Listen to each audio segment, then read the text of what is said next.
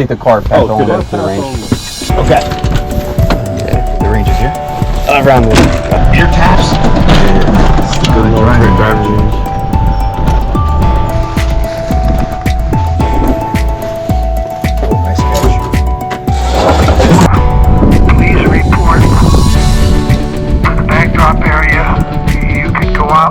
Fantastic. And that's us. We're going to go out a little earlier to take a look at Architect Golf Course.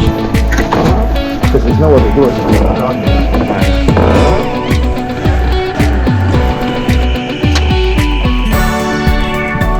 Interesting clubhouse.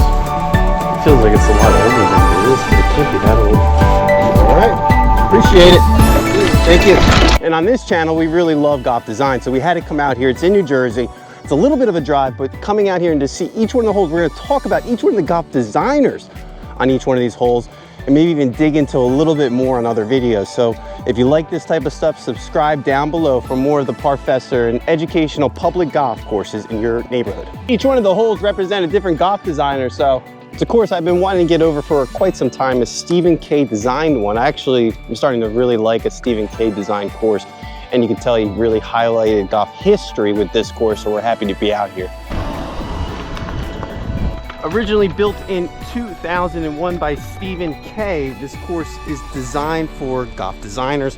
Really, each one of the holes represents a famous golf designer in history, and we're starting off with the old-fashioned father of golf here.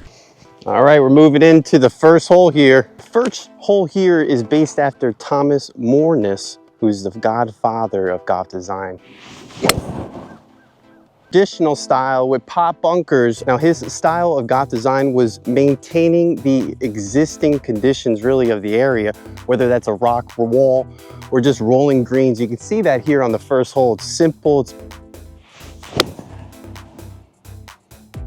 just kind of a more of a St. Andrews approach here with his golf designs. Old-fashioned, simple. He was born in 1825 and died in 1908. So really, he's one of the first golf designers. And these are pot bunkers, which are kind of an old-fashioned type golf course feel. One of the godfathers of golf design here. Let's see how it goes. These are nice greens, Joe. I gotta get there, God. I didn't want to leave it short. The next hole here, we have number 2, is our first par 3, designed by Charles Blair Macdonald. He's built some great courses like Chicago Golf Club and also a few other ones. We got 3 bunkers right up there, and it does drop off. And he was known for these type of holes, so let's just get one up there. Got a 7.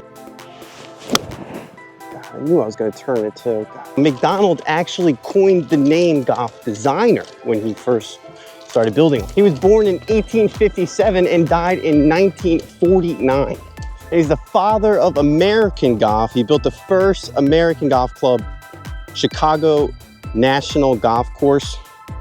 Maybe something different. I gotta get one up here. You can see these bunkers, there's 3 of them on both sides.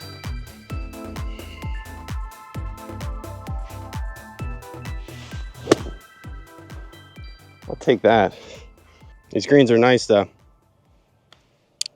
They do roll nice. The next golf designer is Hugh Wilson, who's built a ton of golf in the Philadelphia area. We played a lot of his courses. Woo, that's felt good. And he was the first American to use the term flash sand in his bunkers, which really mimic a St. Andrews type golf course.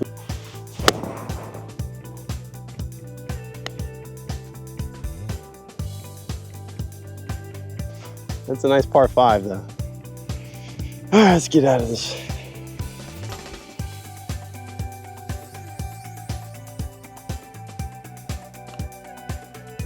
God, it's like I can't make it. Put 100. Look at that cup. You can see how crooked it is. Yeah, I know, that's. But you still can't tell which way to go. Well, you got it done. And his courses were always the gamble. So you have a big bunker here, you can go for it on it.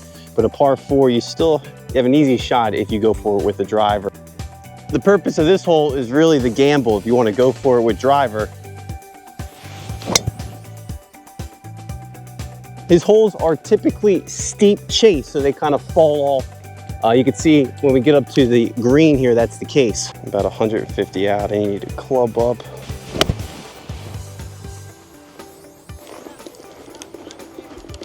Where are you? Is that me or you? It looks like everything wants to slow break in a hole. There it is, come on. Come on. That's what I'm talking about. That's why you come out here and play. And we got Walter Travis here on number 5. This is a Philly native. This is more of a New Jersey golf, East Coast golf designer. You see it? He's known as golf's grand old man and also his massive bunker. And he was known for his heavy bunker design. You could see, you got to get over on some of these bunkers, but the course is in such great shape. It's almost a private course. It's not much, it's like a 100-yard shot. You don't have to full swing it. That's a good shot. I think I'm gonna putt this. Get a chance here. Wow. They're nice greens though. The famous golf designers that helped build Pine Valley, the #1 golf course in the world, year in and year out, outside of New Jersey. And it's exciting to be playing another cult course. We played a few of them outside Philadelphia. It's got a Pine Valley type feel to it, really dropping off. Feels like you're in the Pine Barrens out here. Not too much, Ryan.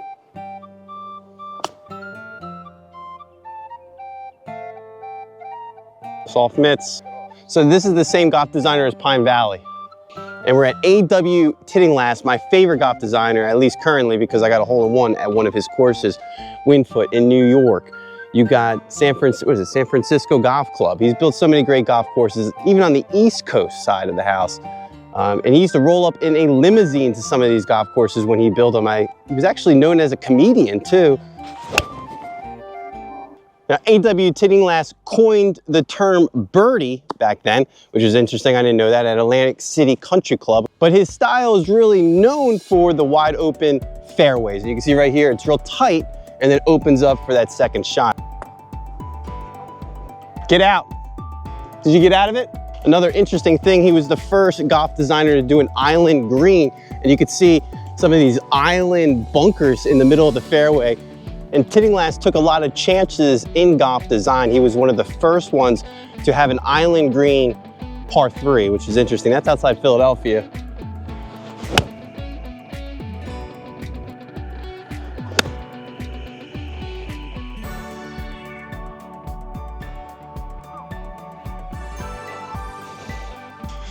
Look at that back. Just how you can't even see that other hole. I crushed it. So whether he was one of the first ones to design a par 3 with an island green or his unique bunkers, he's also built a lot of interesting stuff. You can see on this hole, taking chances. There we have a Seth Raynor course, and he's got those big tee boxes that we were just talking about, a par 3. It's number 8 here. I've played a lot of his courses in the Philadelphia area, so I'm excited to try to get a shot at one of his designed par 3s. Get in the hole. Get in the hole. A little short and you would have had a shot. Now, Seth used to be a civil engineer when he first started, which was interesting. I didn't know that. It's uphill, so I feel like I got to hit a little bit more. It's nice easy. That's why I went driver. That might be good. The design that he's known for is the hilly terrain, kind of steep cliffs. You could see right off when we were teeing up, there ain't much to miss from the back. It drops right off. You got to just get one up. Nah, I crushed it. There, he ain't going down like that. He ain't going down like that, ladies and gentlemen. Now, I grew up playing Donald Ross courses outside of Atlantic City. You have Seaview Country Club, the Bay course, which is a Donald Ross design course. Always knew the name. Excited to learn more about him. I guess more of a link style from my understanding. He also did Pinehurst number 2. Donald Ross. Wind's behind us, huh? Oh, never mind. There we go. Wow, I like this hole. No! And if you like California golf, then George Thomas Jr. is going to be the golf designer for your Riviera. Los Angeles Country Club was another course. It's a nice hole. Knew I was going to do that too. And he wrote a book called The Golf Architect of America, which is really a foundation of golf design for any golf architect out there. Oh, this hole got me. Yeah, I had a good drive, but then I couldn't find it.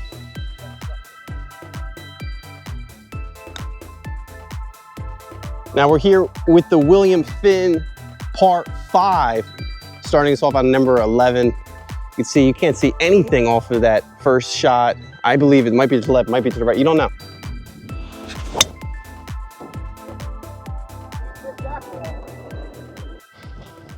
A lot of sand traps.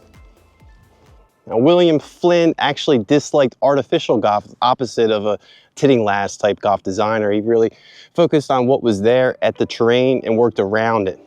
Going up and down, going for it on this par 5 from William Flynn.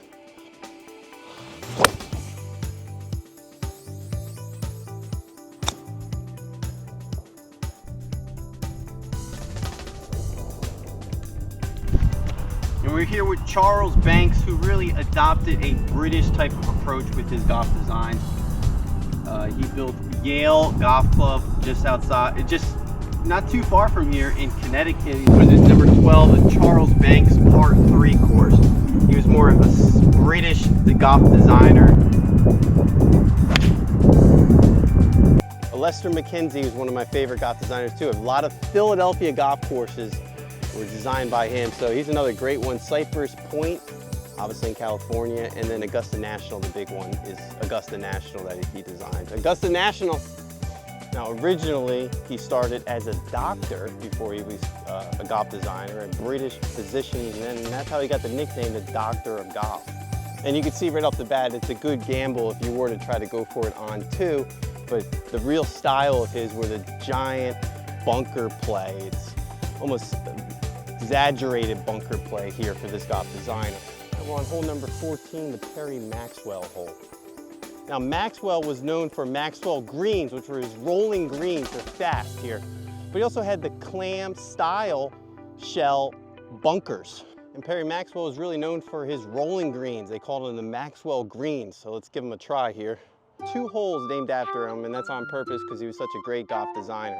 But we're gonna take a look at this par 4. The other one was a par 3. So he's built a lot of good courses like Mountain Ridge in New Jersey, Plainfield, another course in New Jersey. Now, Dick's style of play was bunkers surrounding the green. That was what he was really known for.